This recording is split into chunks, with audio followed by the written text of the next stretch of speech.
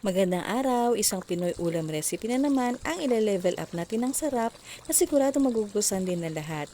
Simple lang ang mga sangkap nito at madali lang tulutuin. Kaya kung interesado ka, panoorin mo hanggang dulo. Tara na tumpisa na natin. So una, meron ako dito 2 pirasong bangus, nasa 1.5 kilo to. Natanggalan ko na rin to ng kaliskis at hasang. Hatiin lang natin to, depende sa dami na nais ninyo.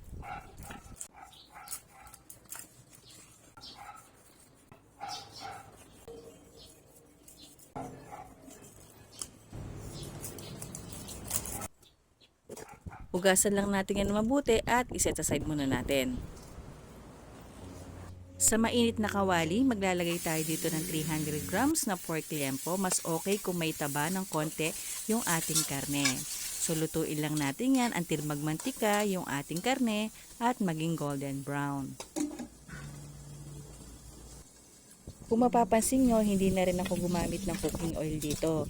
Dahil yung ginamit ko na pork ay medyo may taba at yan mamaya ay magre-release na rin ng sarili niyang mantika.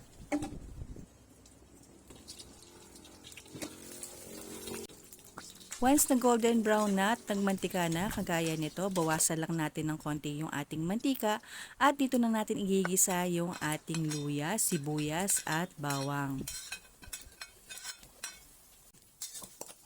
Igisa lang natin yan for few seconds, tsaka na natin titimplahan to ng paminta at ng bagoong isda o yung alubebe ang tawag namin sa Kapampangan.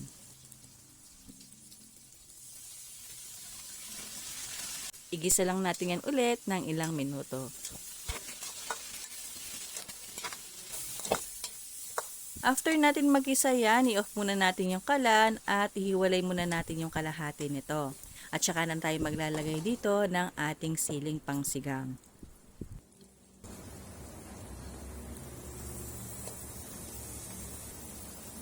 Next, ilagay na natin ang mga nalinisang bangus.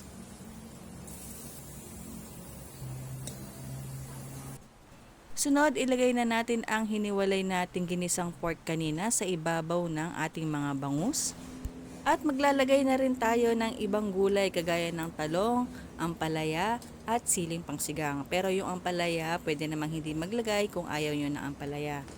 Pwede rin kayo maglagay ng okra kung gusto nyo para mas masustansya.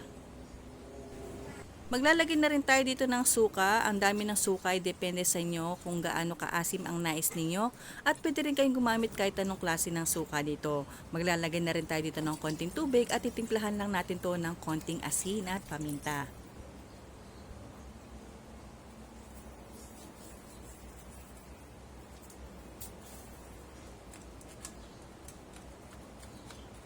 Takpan lang natin at i-on na natin yung kalan over low heat at hayaan lang natin yung maluto for at least 20 to 25 minutes. Habang pinapakuluan ko pala to ay naglagay na rin ako sa ibabaw nito ng konting mantika na nakuha ko sa karne kanina. At kung umabot ka sa part ng video na ito ay paki-comment na lang po sa baba kung taga saan kayo para malaman ko kung hanggang saan lugar inabot ang video na ito. At kung bago ka pa lang sa akin channel, huwag mong kalimutan mag-subscribe at paki-like at share na rin po ang video na ito. Maraming salamat!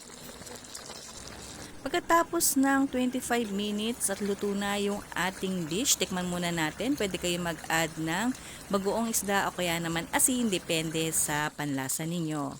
And that's it. Narito na yung ating pinalevel up na sarap na paksiw na bangus. I hope nagustuhan nyo ang recipe natin for today. Maraming salamat po!